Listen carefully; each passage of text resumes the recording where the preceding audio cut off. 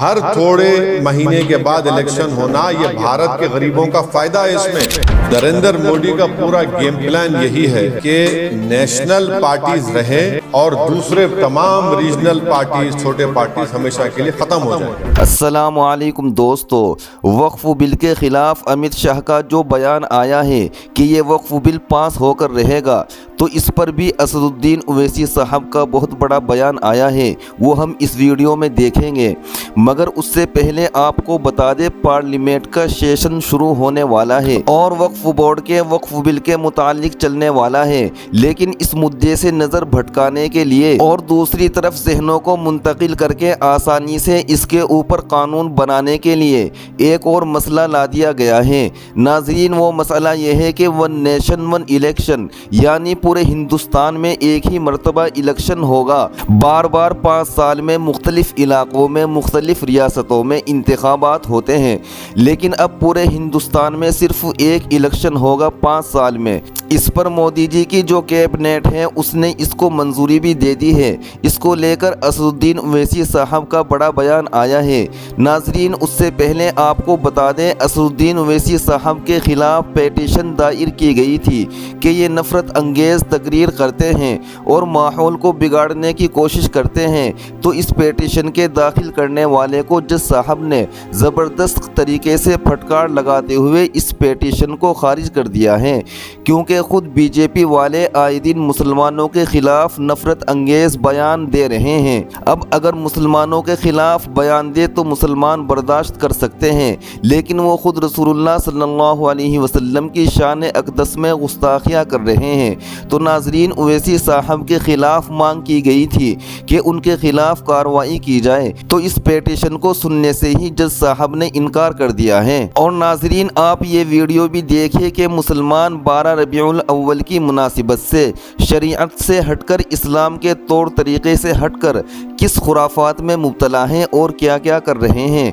और फिर कहते हैं कि हम पर जुल्म हो रहा है, मुसीबत आई हुई है। कमेटी के इरशाद भाई, चांद भाई, आमिर भाई, किशान भाई, आरिफ भाई,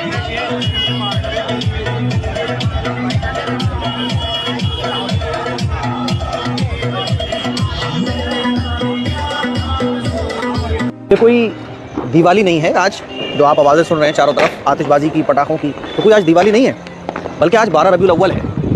और 12 रबीउल अव्वल को ये मुसलमानों का पूरा मोहल्ला है, पूरा एरिया है जहाँ मुसलमान आतिशबाजियाँ कर रहे हैं। आप यूँ कह सकते हैं कि ये मुसलमानों की दिवाली है। मुसलमान जिस दिन हमारे आका इस दुनिया में तशरीफ़ लाए, उस दिन मुसलमान जो है अल्लाह को नाराज़ करने वाले काम खुल्लम खुल्ला कर रहा है। आप देखिए कितनी ज़बरदस्त तरीके से आतिशबाजियों का सिलसिला जारी है, और ये हुजूर के नाम पे हो रहा है सब कुछ। मेरे अजीज़ भाइयों, जो हालात हमारे ऊपर आए हैं वो हमारे अपने करतूतों, हमारे अपने कारनामों की वजह से आए हैं। ये पूरा का पूरा मुसलमानों का मोहल्ला है। लग रहा है आपको ये हुजूर के उम्मतियों का मोहल्ला है, यहाँ हुजूर के उम्मती रहते हैं, मुसलमान रहते हैं। हमारे अल्लाह की तरफ से इसीलिए हमारे ऊपर पड़ रही हैं, अल्लाह के अज़ाब हमारे ऊपर इसीलिए आ रहे हैं। ये गलत हुक्मरानों का मुसल्लत होना, मस्जिदों का छिनना, घरों का टूट जाना, है ना, जुल्म और सितम का एक लंबा सिलसिला जो हमारे ऊपर है ना, वो इसी वजह से है, क्योंकि हमने जो है ना ऐसे काम करना शुरू कर दिए हैं, वो भी अल्लाह के नबी के नाम पर। आतिशबाजी हराम है, गुनाह है, आतिशबाजी एक गुनाह कबीरा है। तो नाजरीन, आप कमेंट में ज़रूर बताएं, क्या यही मोहम्मद के दीवाने हैं और क्या यही नबी करीम सल्लल्लाहु अलैहि वसल्लम से इश्क है? तो नाजरीन, आइए अब सुनते हैं असदुद्दीन ओवैसी साहब का वो बयान। हर थोड़े महीने के बाद इलेक्शन होना, ये भारत के गरीबों का फायदा है। नरेंद्र मोदी का पूरा गेम प्लान यही है कि नेशनल पार्टीज रहें और दूसरे तमाम रीजनल पार्टीज, छोटे पार्टीज हमेशा के लिए खत्म हो जाए। अच्छा, बीच में अगर सरकार गिर गई, क्या करेंगे आप?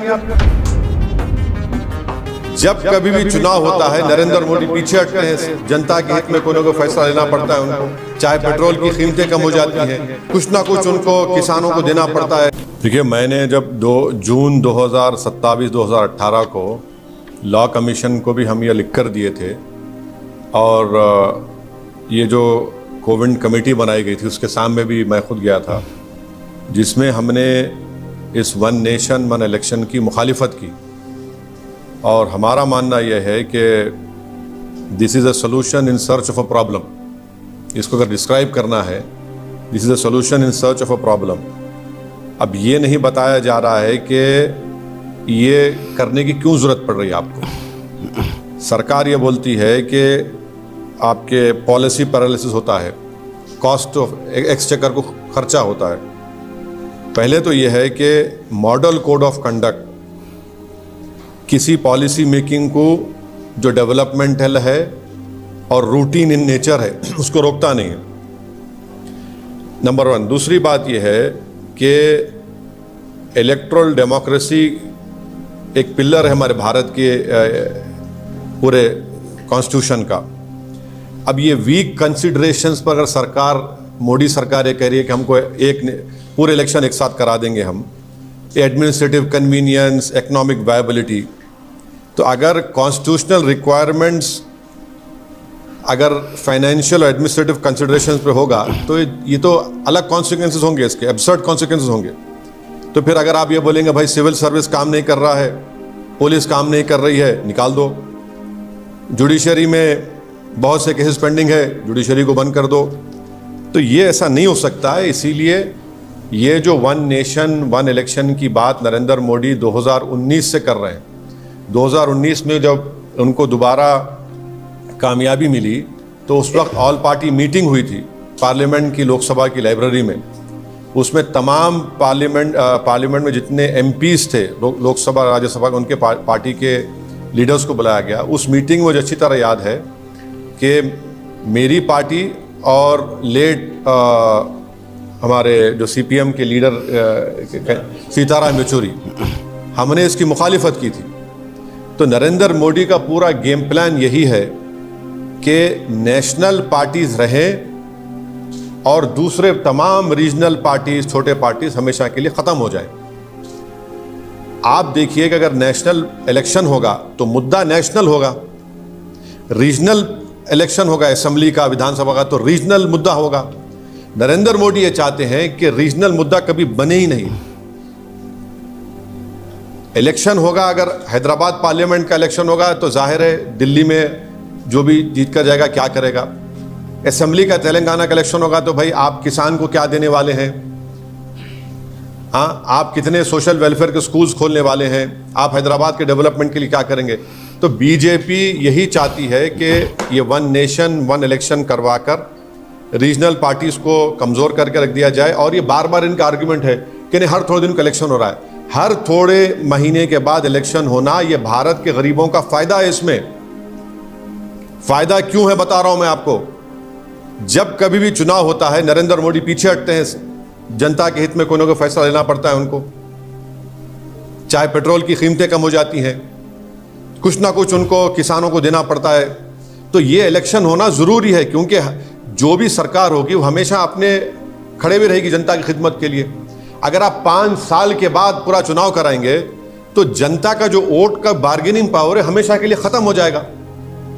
अब हरियाणा को चुनाव हो रहा है, महाराष्ट्र को चुनाव हो रहा है। नरेंद्र मोदी ने कितने मरतबा जाकर महाराष्ट्र में इनॉग्रेशन किया बताइए, कितने मरतबा जाकर ये डेवलपमेंट वो डेवलपमेंट का काम मैं कर रहा हूं, फाउंडेशन डाल रहा हूं। तो ये इससे भारत के गरीब मतदानों का, स्टेट्स का बहुत बड़ा नुकसान होगा और कॉन्स्टिट्यूशन का बेसिक स्ट्रक्चर का हिस्सा है। अब एक लेजिस्लेचर का एक टाइम है। अब तेलंगाना का इलेक्शन होगा 28 में, पार्लियामेंट का इलेक्शन होगा 29 में, अब महाराष्ट्र का इलेक्शन होगा अभी नवंबर में, 5 साल के बाद होगा, 29 में होगा। बिहार का इलेक्शन होगा बाद में होगा। आप कैसे सबको उसका टाइम कैसे खत्म करेंगे? आप होते कौन है टाइम खत्म करने वाले? एक लेजिस्लेचर होगा, विधानसभा, तो उसका टाइम होगा ना, टाइम पर चलेगा, वो अपने टाइम पर खत्म होगा। आप कौन होते हैं उसका टाइम खत्म करने के लिए? अब जीएचएमसी का है, अब उसका टेन्योर खत्म होने वाला है। आप बोलेंगे नहीं हम एक साथ कैसे कराएंगे? आप क्यों कराएंगे? अच्छा, बीच में अगर सरकार गिर गई क्या करेंगे आप? फिर क्या करेंगे आप?